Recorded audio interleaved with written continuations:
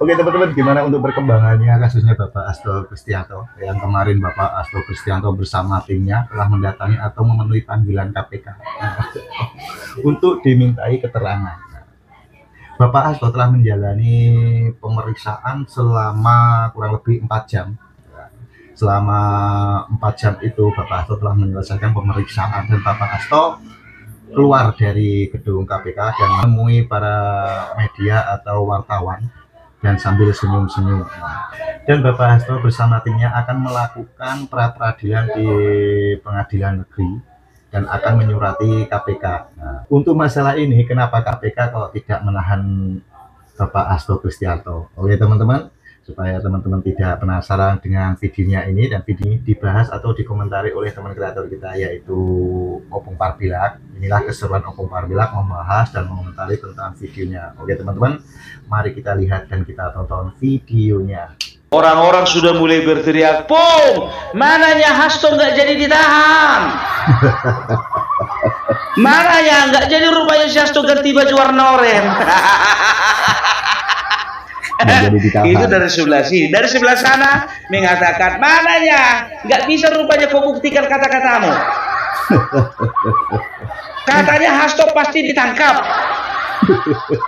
Aku bilang sama kau, enggak sekarang, nanti. Jadi kalian itu harus bisa membedakan mana penahanan, mana penangkapan. Ya, jadi Hasto akan ditangkap atau dijemput paksa jika dia melakukan mangkir untuk panggilan yang kedua. Nah, setelah dilakukan pemanggilan, akhirnya kan dia datang, ya kan begitu? Dia datang, memenuhi panggilannya, diperiksa oleh KPK selama 4 jam, lalu dia keluar, ya senyum-senyum kepada wartawan, pulang. Lalu kalian menerjemahkannya sebagai kegagalan KPK. Dan kalian menerjemahkannya sebagai kemenangan seorang Hasto. Jangan berpikiran terlalu sempit.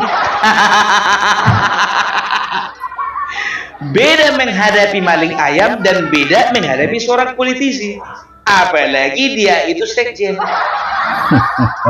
Kan begitu, ya. Sudah dinyatakan oleh kuasa hukumnya Hasto, mengatakan bahwasanya kami akan melakukan pra-peradilan dan kami akan menyurati ketua KPK bahwa kami akan melakukan pra-peradilan. Nah, pra-peradilan ini adalah sah dan merupakan hak dari seorang warga negara yang merasa dirugikan karena dijadikan tersangka. Jadi harus tahu kita, berhak Hasto dan juga tim kuasa hukumnya mengajukan pra-peradilan. Tapi kalian harus ingat, pra-peradilan tidak akan pernah membatalkan ya status seseorang dari tersangka. Harus pintar kalian, jangan berpikiran fisik gitu loh. Jangan berpikiran sempit, jangan di sana terlalu senang, di sini terlalu kecewa. Dan kalian harus ingat, ini masih babak pertama. Kalau di pertandingan sepak bola, ini masih menit ke-5. Masih pemanasan. Tapi sudah masuk dalam pertandingan. Kan begitu. Nah, sekarang apa yang dimaksud dengan pra-peradilan? Pra-peradilan itu adalah upaya hukum yang diambil oleh seseorang yang merasa dirugikan karena apa? Salah satunya ditetapkan menjadi seorang tersangka. Kan begitu. Nah, di mana upaya pra-peradilan itu dilakukan? Dilakukan di pengadilan negeri, di tingkat pengadilan yang paling rendah di kelas kabupaten atau kota. Nah, putusan pra-peradilan nanti itu nggak bisa banding atau nggak bisa kasasi. Jadi stop itu di pengadilan negeri, nggak bakalan naik ke pengadilan tinggi, apalagi ke Mahkamah Agung. Jelas kalian. Jadi jangan kalian anggap ini adalah kekalahan KPK dan ini adalah kemenangan akhir dari seorang Hasto. Tidak. Ya, ya jadi karena pra peradilan ini adalah upaya hukum yang sah sebagai seorang warga negara. Nah, ya, apa saja yang menjadi yang menjadi beberapa fungsi dari pra peradilan, ya. Jadi pra peradilan itu hanya wewenang tambahan, ingat ya, hanya wewenang tambahan dari sebuah pengadilan negeri. Untuk apa? Ya, yang pertama itu adalah untuk menguji status tersangka, ya, dan juga prosedur penahanan terhadap seseorang.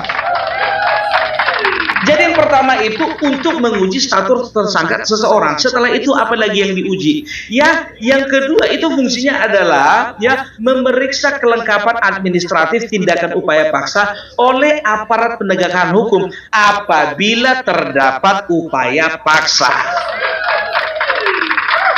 Gitu dia, ya. Setelah itu fungsi dari pra peradilan itu kenapa harus diupayakan? Ya, di dalam pra peradilan inilah dinilai apakah keabsahan tindakan penegakan hukum seperti penangkapan, penahanan, dan juga penetapan tersangka, ya, sudah melalui prosedur. Jadi nggak ada yang perlu ditakutkan, ya, bagi kalian di pihak sebelah sini, ya, di sebelah saya ini. Jangan kalian langsung merasa kecewa. Ternyata KPK nggak berani sama Hasto. Sebelah sana juga terlalu girang. Alah, berarti KPK memang betul-betul takut sama Hasto. Intinya nggak di situ. Sekarang kan ada proses hukum, ya. Itu dia. Jadi pra peradilan itu bisa dikatakan, ya, ada beberapa pihak yang bisa mengajukan pra peradilan. Yang pertama itu tersangka. Orang yang ditetapkan menjadi tersangka berhak untuk mengajukan pra peradilan. Setelah itu penyidik. Jadi bukan cuma tersangka aja, ternyata penyidik juga berhak untuk mengajukan pra peradilan. Setelah itu penuntut umum, setelah itu saksi korban, ya. Jadi pra peradilan itu ditujukan untuk menguji keabsahan dari status tersangka yang disematkan oleh si Hasto itu. Nah, sekarang begini, ya, kan nanti kan bakalan ada sidang. Kalau misalnya terbukti Hasto memang secara meyakinkan bahwasannya Hasto itu, ya, memang betul-betul memenuhi alat buktinya, memenuhi bahwasannya, ya, dia itu melanggar hukum, ya, karena sudah melakukan penyuapan dan juga obstruction of justice, maka putusan pengadilan, ya, pra peradilan itu tetap akan menjatuhkan putusan dan juga akan mengatakan, memutuskan bahwasannya, ya, penetapan Hasto sebagai tersangka sah. Itu aja. Gitu. Jadi kalau misalnya penetapan Hasto dikatakan tidak sah, apa yang selanjutnya akan terjadi? Ya, kasus ini akan dilimpahkan ke pengadilan, ke persidangan. Gitu loh, ya. Jadi jangan pernah kita itu berpikir terlalu sederhana, ya. Itu dia, ya. Dan di dalam pra peradilan itu akan dinilai, ya, penetapan tersangka itu dari aspek formil. Ada nggak dua alat bukti, ya, yang menunjukkan bahwasanya Hasto memang betul-betul melakukan tindakan melanggar hukum? Ya kan sudah jelas buktinya. Kalau gue bilang itu usaha sia-sia itu. Banyak mengatakan bahwasanya kita lihat nanti, Bung, sekjen tidak akan pernah mungkin dan tidak akan mudah untuk dimasukkan, dijebloskan ke dalam penjara. Siapa bilang? Apakah kalian lupa bahwasanya di Indonesia ini sudah ada 3 partai menyumbangkan ketua umumnya masing-masing untuk dijadikan tersangka dan ditangkap masuk penjara? Ya, perhatikan. Demokrat, ketua umumnya Anas Urbaningrum masuk. Golkar, ketua umumnya Setia Novanto masuk. Prestasi diperoleh oleh P3. P3 ketua umumnya 2 kali masuk. Yang pertama Surya Dharma Ali, yang kedua Romahur Muzi. Jadi jangankan sekjen kalian, ketua umum kalian pun bisa masuk penjara. Kan begitu. Loh, sekarang pun masalahnya apakah mereka mengajukan pra peradilan? Setia Novanto juga mengajukan pra peradilan, ujung-ujungnya masuk gue. Walaupun ada kejanggalan ditemui, ya sewaktu mereka itu mengajukan pra peradilan. Begitu juga Anas Urbaningrum kan begitu. Ya beberapa kali disarankan untuk mengajukan pra peradilan kan begitu. Ya tapi tidak. Ya ada juga beberapa orang yang nggak mau mengajukan pra peradilan, dia langsung saja sidang, habis sidang langsung kasasi kan begitu. Ya, jadi jangan kalian anggap ini adalah akhir segalanya. Yang di sini jangan terlalu kecewa, yang di sana juga jangan langsung pesta pora. Walaupun simpatisan mereka mengatakan hidup mendengar.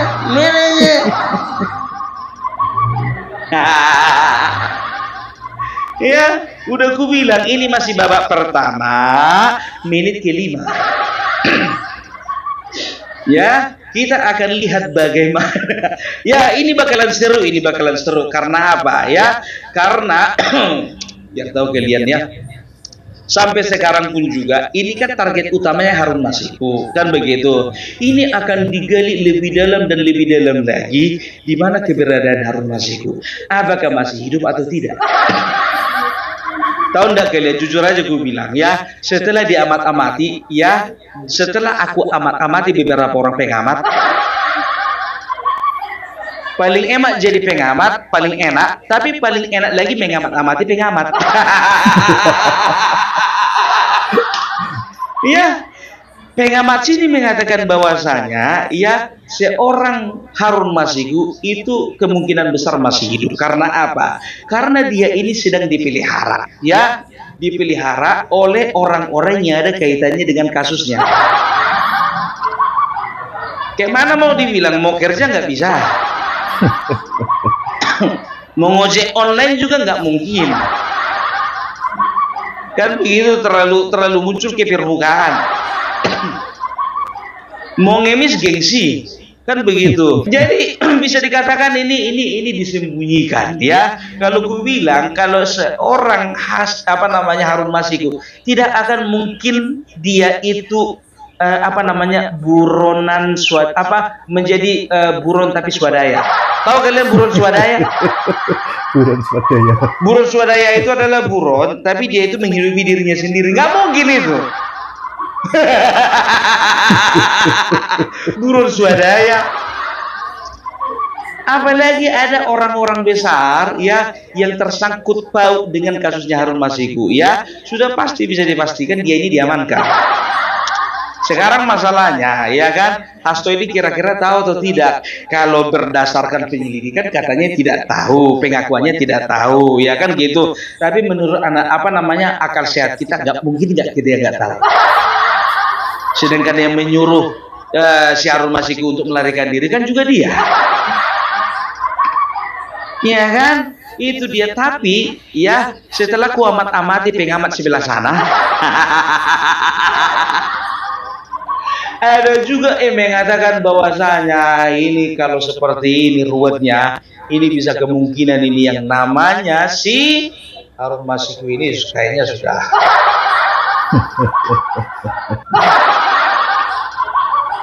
karena apa, kalau sempat dia keluar contohnya ini bahaya untuk si Hasto ini.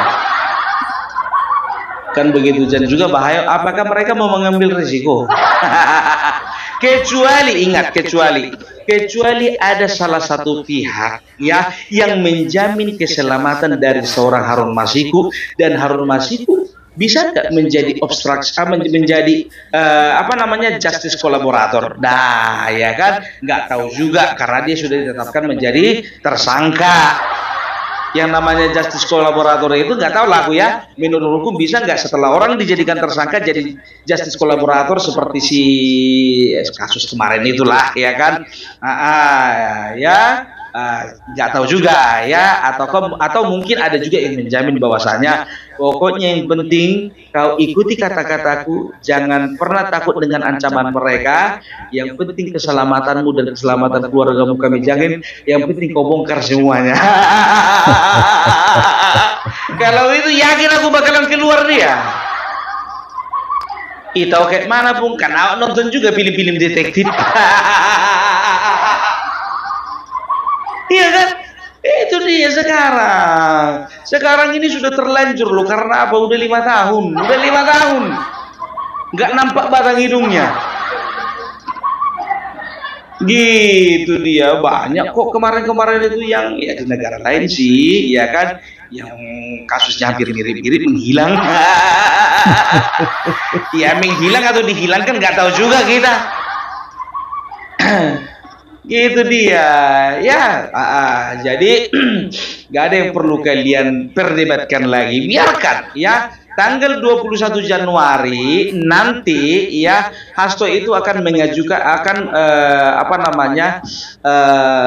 menghadiri sidang pra peradilan yang pertama. Yang jadi pertanyaannya, Pung, bisa nggak pra peradilan itu diajukan beberapa kali? Bisa saja, kan begitu. Lebih dari 1 kali bisa. Nah sekarang KPK hanya mempersiapkan saja, dan juga KPK juga harus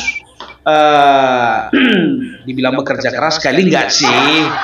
Tapi bekerja ekstra lah, aku bilang lah, untuk menghadapi pra peradilan nanti, kan begitu. Ya mereka harus juga menyertakan bukti-bukti yang kuat, ya, sehingga mereka itu ya bisa mempertanggungjawabkan penetapannya Hasto sebagai tersangka. Ya, ini dari segi hukum. Kita bicara dulu masalah politik. Ku bilang sama kalian, sebetulnya ya kalau bisa dipandang-pandang, biasa dipikir-pikir, dianalisa, ya, orang yang paling mengharapkan Hasto itu berganti baju itu bukan kalian dan juga bukan aku. Tapi tahu enggak kalian, orang PDIP juga. Siapa itu? Ya pasti orang yang kontra dengan dia. Ini kan nanti kan bulan April ini kan kongres ini, kan begitu. Nah, biasanya kalau kongres itu biasanya bertempur itu masing-masing faksi. Apakah ada kemungkinan Hasto akan menjadi sekjen yang ketiga kalinya, periode ketiga? Bisa jadi, kan begitu. Nah, inilah yang mungkin tidak diinginkan oleh beberapa orang di dalam partai PDIP. Ya, karena kita tahu sendiri bahwasanya saat ini ya mereka itu sudah terpecah. Satu kubunya pun kalau ngomong jangan ribut-ribut ya. Aku sengaja ngomong pelan-pelan ini biar jangan ketahuan. Aku nggak berani teriak-teriak, nggak berani. Jadi kan sekarang kan ada kubunya si Puan, ada kubunya si Hasto, dan Hasto ini itu bisa dikatakan sama itu dengan Prananda, itu kan begitu. Nah sebetulnya kan orang ini ya mengejar-ngejar yang namanya posisi ketua umum. Ya banyak pihak mengatakan bahwasanya yang cocok jadi ketua umum itu Prananda. Tapi sebelah sini juga nggak mau kalah. Yang cocok itu menjadi ketua umum itu adalah Puan Maharani, kan begitu. Nah sekarang ya yang paling menonjol di dalam PDIP itu adalah Hasto dan kawan-kawan, Hasto and the gang. Nah takutnya nanti kalau misalnya Hasto tidak jadi ditahan setelah kongres, ini gawat bagi mereka ini. Bukan cuma sama kita gawat ini. Kalau sama kita, contohnya sama penyidik KPK, ya sama negara, yang nggak urusan mau setelah kongres mau sebelum kongres, kan begitu. Yang penting kasus ini tetap harus berjalan, kan begitu. Yang jadi masalahnya ini, ya ini masalahnya sama orang-orang itu. Kemauannya mereka tahu aku, ya maunya si Hasto ini ditahan sebelum kongres. Jangan keras-keras. Masuk akal nggak ya gue bilang itu?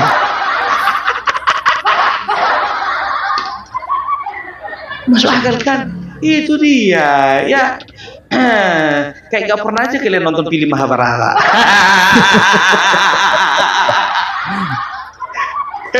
Film kerajaan-kerajaan itu loh, dengan segala trik dan intriknya, kan begitu ya. Jadi sebetulnya di situnya titiknya itu. Kan udah tahu sendiri kalian, Puan Maharani kemarin waktu acara ulang tahun mengatakan apa? Ya Hasto bagaimanapun juga harus menghadapi ini semua. Artinya apa? Ya artinya sebetulnya kalau aku jadi, aku bilang begini, ya maunya cepat-cepat aja lah ditahan. Kalau tohnya dia juga bikin pusing dan juga bikin masalah di dalam partai ini, bagus saja ditahan. Itu bahasa kampung. Bahasa kampung, ya ingat itu. Ya awal kan orang kampung, jadi terjemahkan dalam bahasa kampung lah. Jadi begitu, dan itu yang pertama. Baru yang kedua, ya. Ini menurutku ini ya, menurutku ya. Kurasa pun juga ini Bapak Prabowo ya menginginkan PDIP boleh bersinergi dengan ya pemerintah, tapi tanpa si Hasto. Karena apa? Orang ini bakalan menjadi pengganggu. Nanti setiap kebijakan pemerintah dipermasalahkan, kebijakan pemerintah dipermasalahkan, terganggu jadinya kerja pemerintah.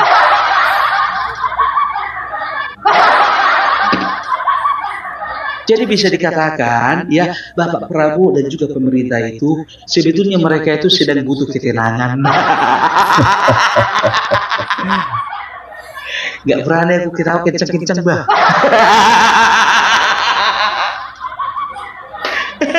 Jadi begitu dia. Ya, jadi walaupun bisik-bisik aku tadi jelasnya tadi kan. Ya, ingat itu gue bilang, KPK yang kemarin bukan KPK yang sekarang. Ya, KPK yang kemarin tahu sendiri kita Firly Bahuri. Kawan-kawan dia juga nya itu. Makanya Firly Bahuri kan juga mau diapa ya, apa namanya, mau dipanggil juga kemarin, nggak tahu kan jadi nggak datang dia katanya dia. Itu dia ya. Jadi beda, KPK yang sekarang nggak bisa diajak kompromi wah. Ketua KPK yang kemarin iyalah. Dan tahu enggak kalian, Rosa Purwabekti yang kemarin sempat menjadi penyidik waktu masalahnya Harun sempat diberhentikan oleh Firly, sekarang dia sudah menyelidiki lagi. Tahu enggak kalian, orang kalau punya PR ya biasanya itu harus cepat-cepat diselesaikan. Contoh, kita sekolah ada PR, libur kita beberapa hari, otomatis otak kita ke PR itu. Jadi beban itu kalau nggak PR itu nggak selesai. Ya, jadi kalau ku katakan ya KPK yang versi sekarang itu akan berusaha sekeras mungkin. Karena apa? Karena mereka punya pertanggungjawaban terhadap rakyat, terhadap undang-undang, terhadap pemerintah. Kalian harus ingat, salah satu visi dan juga misi dari Bapak Prabowo adalah memberantas korupsi. Apakah ini ada kaitannya Bapak Prabowo? Mungkin saja. Itu menurutku ya. Partai Laksamana NKRI harga mati. Oke teman-teman, itulah pembahasan atau komentar Opung Marbella tentang kasusnya Bapak Hasto. Dan apabila teman-teman ada pendapat atau ada saran, silahkan komen di kolom komentar. Selamat beraktivitas, sampai jumpa di video selanjutnya. Sampai jumpa.